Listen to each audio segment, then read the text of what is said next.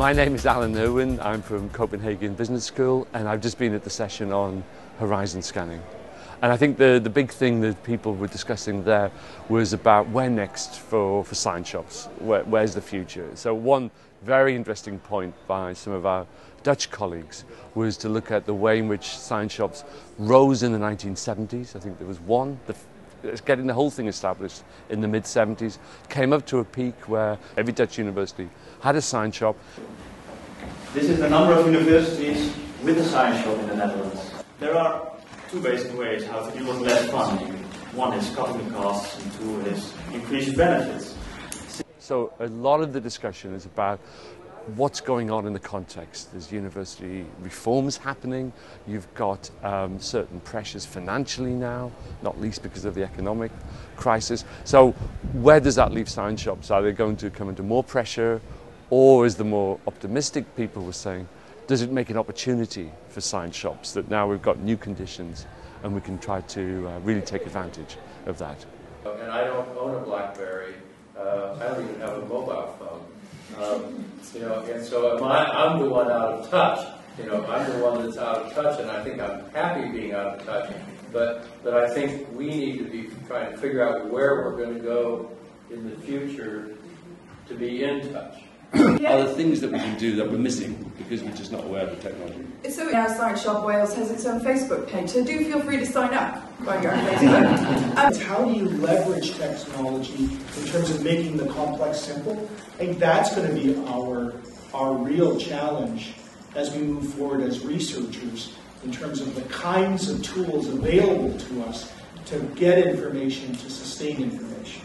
I feel that what's going on is another generation of capitalism reproducing the differences and just doing it faster. We're disadvantaging more people more quickly in more different ways than we did 20 years ago. When you get to the stage when you begin to ask which NGOs are we prepared to support? And we have to ask questions about whether or not we wish to align ourselves with their values or not. And when we get requests from different groups of communities with very different interests, and we're asked to support them, I think it really goes to very fundamental questions about why we're doing this. All the research we do will become public, so it will benefit more than just the NGO that we're working with. It's one of our aims. So for me, this discussion is a non-discussion. I would work with any NGO unless they have very unethical, like fascist ideas or whatever. How do we get into the university? How do we make that contact? And mediation isn't just literally saying, there's a community group, there's a professor. It's also about negotiating. You're between the two. We have to answer questions, why do we do what we do?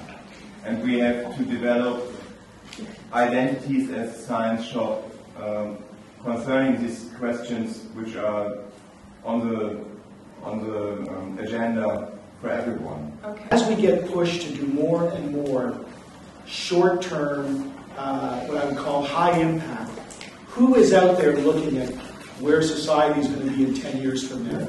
In the future of the Living Knowledge Network, to undertake steps into this direction, to see how we can use the upcoming technical means to connect people, to debate in the public, and to spread information and make it more a dialogue way instead of just providing information.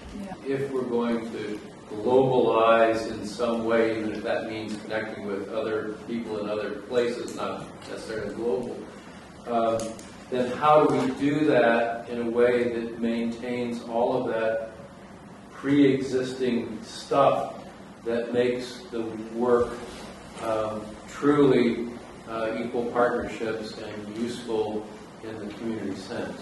What are you going to do to make sure that the findings the uptake is there and that the findings will be used? We've been missing the kind of magical side, and I do think that there is a kind of magical side to working in the community and working around transformation. I think one of the things at Horizon Scanning is getting universities to value community-based research on par with other research methodologies. What provides distinctiveness for a university is engagement with the region or community in which it is. And if you want to make a strong argument internally for the university argue that you're moving effectively towards ensuring that the research is translated into action. Yes. And you document that. Yes. And you put it in a comparative framework. Remember, there was all this critique earlier about the conventional research. Some of it's very high impact. But assess that too. Assess some of it's very high impact and damaging. Some of it, most of it maybe is not high impact. It goes to the journals that have 3 subscribers. So if you put yourself in a comparative situation where you're saying, well, compared to the average research project, which is read by 3 people and produces no impact ever anywhere, versus we helped somebody, you're not going to look bad. Yeah, it's true. I think if you look at the financial crisis, then, who was it said, don't let's waste a good crisis. I think you've got to think in terms of, well, what now becomes possible in that situation. The global financial crisis will continue to linger for quite some time.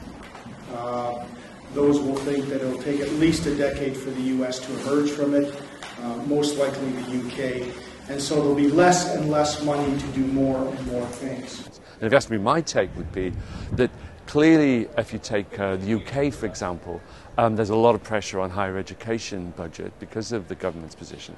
But that means universities have got to go out quite aggressively and explain why it is they're so important. I mean, we as university people have to justify why you should spend on university education or research and not on hospitals or defence or all these really pressing issues.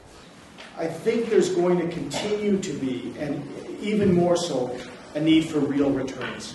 And I know that makes a lot of us in the academy and in community-based organizations somewhat nervous, but our funders are going to say, what's my return on investment? So I think it's a good opportunity for science shops if we can make those kind of arguments that we're really part of that future and not some little peripheral activity which you can cut off and then start up again in a few years when times are looking better. We have to look closer than in the past who will be an NGO and how we can address the really grassroots level. The role of science shops is certainly to build bridges, to bring communities into the university sector, to make researchers understand that really interesting, exciting challenges don't just come out of the scientific conference, but also come from working with the wider community, basically to improve what we do. I think that can strengthen university education to have these connections, and it can strengthen university research.